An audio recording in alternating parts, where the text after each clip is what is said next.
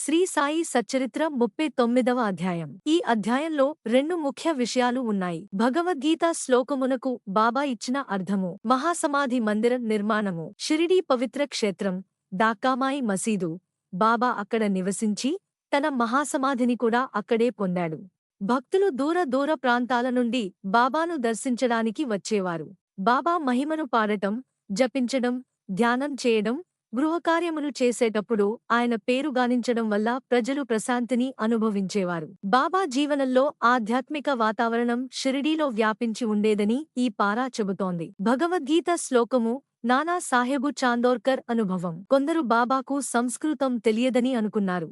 నానా సాహెబు చాందోర్కర్ కూడా వారిలో ఒకరు. ఒకసారి బాబా అతన్ని సంస్కృతంలో ఉన్న భగవద్గీత శ్లోకముపై ప్రశ్నించాడు. ఆ శ్లోకం భగవద్గీత 4వ అధ్యాయం 34వ శ్లోకం. తద్విద్ధి ప్రణిపాతేన పరిప్రశ్నేన సేవయ ఉపదేక్షంతితే జ్ఞానం జ్ఞాననస్తత్వదర్శన. నానా సాహెబ్ తనకు తెలిసినట్లు ఆ శ్లోకాన్ని అనువదించాడు. గురువుని పాదాలకు నమస్కరించి వారిని సేవించి వారిని ప్రశ్నించి జ్ఞానాన్ని పొందవలెను. బాబా మరిన్ని ప్రశ్నలు అడిగి ప్రతి పదాన్ని లోతుగా విశ్లేషించమని చెప్పాడు. ఇక్కడ బాబా శిష్యుని సాదాసీదా అర్థం వద్దని, ప్రతి పదంలో లోతైన తత్వాన్ని చూడమని బోధించాడు. శ్లోకానికి బాబా ఇచ్చిన లోతైన అర్థం, ప్రణిపాతం కేవలం శిరసు వంచడం కాదు, శరీరం, మనస్సు, ధనం అన్నింటినీ గురువుకి సమర్పించడం. పరిప్రశ్న ఉత్సుకతతో అడగడం కాదు, నిజమైన జిజ్ఞాసతో మోక్షం పొందడానికే ప్రశ్నించాలి. సేవ ఇష్టం వచ్చినట్లు సేవ చేయడం కాదు.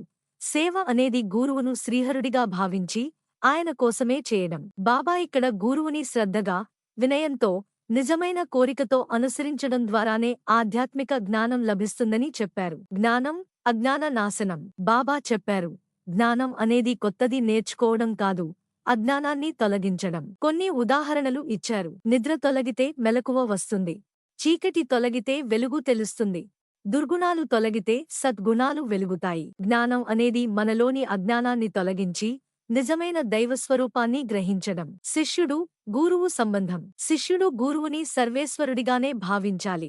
గురువు కూడా శిష్యుని వాసుదేవుడిగానే చూడాలి. ఇరువురి మధ్య ఇలాంటి బంధం ఏర్పడితేనే జ్ఞాన బోధ సాఫల్యం పొందుతుంది. ఇక్కడ బాబా గురుశిష్య సంబంధాన్ని దైవ సంబంధంలా చూశారు. మహాసమాధి మందిర నిర్మాణం. బాపుసాహెబ్ బుటీకల. నాగ్పూర్ కోట్లాధిపతి బాపుసాహెబ్ బుటీకి ఒక స్వప్నం వచ్చింది. బాబా ఒక విస్తారమైన మందిరంలో కృష్ణుడిని, మురళీధరుడు ప్రతిష్ఠించమని ఆజ్ఞాపించాడు. అదే సమయంలో శ్యామ, మాధవరావు కూడా ఇదే కల చూశాడు. ఈ రెండు కలల ద్వారా బాబా తన ప్రణాళికను భక్తులకి తెలియజేశాడు. వాడా నిర్మాణం. బాపుసాహెబ్ బుటీ వెంటనే భవనం నిర్మించాలని నిర్ణయించుకున్నాడు. శ్యామ పర్యవేక్షణలో వాడా పనులు మొదలయ్యాయి. బాబా తరచూ వచ్చి పనులపై సూచనలు ఇచ్చేవాడు. మొదట ఇది కృష్ణుడి మందిరమని అనుకున్నా చివరికి బాబా స్వయంగా చెప్పాడు, దేవాలయం పూర్తయిన వెంటనే నేను అందులో నివసిస్తాను. ఇది బాబా తన సమాధి ముందుగానే ఎక్కడ ఉండబోతుందో తెలియజేసినట్లే. బాబా మహాసమాధి వాడా, బుటీవాడా నిర్మాణం పూర్తవుతున్న సమయంలో బాబా తీవ్రమైన జ్వరంతో కాయాన్ని విడిచాడు. ముందే చెప్పినట్లు బాబా పుణ్యశరీరాన్ని అదే వాడాలోని మందిరంలో సమాధి చేశారు. అందువల్ల బుటీవాడా కృష్ణుడి మందిరం కాకుండా బాబా మహాసమాధి మందిరంగా మారింది. ఈ అధ్యాయం యొక్క సారాంశం. బాబాకు సంస్కృతంలో లోతైన పరిజ్ఞానం ఉండేది. భగవద్గీత శ్లోకాలను అత్యంత తాత్వికంగా అర్థం చేసేవాడు. జ్ఞానం అనేది కొత్తది నేర్చుకోవడం కాదు, మనలోని అజ్ఞానాన్ని తొలగించడం. గురుశిష్య సంబంధం వినయం, శరణాగతి, సేవ మీద ఆధారపడి ఉంటుంది. బాపుసాహెబ్ బుటీవాడా మొదట కృష్ణ మందిరం కోసం నిర్మించబడినా చివరికి అది బాబా మహాసమాధి మందిరంగా మారింది. ఇంతటితో ఈ అధ్యాయం ముగుస్తుంది. శ్రీ సచ్చిదానంద సద్గురు సాయినాథ్ మహారాజ్ కి జై. మరిన్ని మంచి భక్తి కథలు మరియు వీడియోల కోసం ఈ ఛానల్ని సబ్స్క్రైబ్ చేసుకుని లైక్ అండ్ షేర్ చేయండి.